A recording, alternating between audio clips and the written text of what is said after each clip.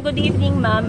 Tanong ko lang po kasi ayon sa impeachment complaint ni VP Sara ay nadiskubre ng Congress na humingi siya ng certificate sa Armed Forces of the Philippines para gamitin sa confidential funds na mariing itinanggi rin po ng AFP dahil wala silang natanggap na pondo mula sa Vice Presidente.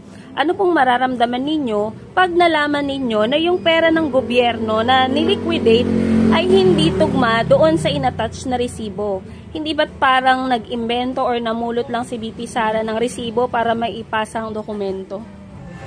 So ako, sa personal kong masasabi, syempre magagalit ako kung tutuusin.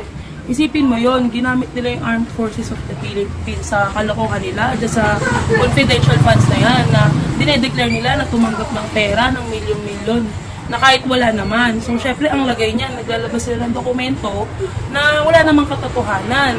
Kasi, di ba, kung yung mga kapulisan nga natin, tsaka mga kasundaluhan, naluloko nila.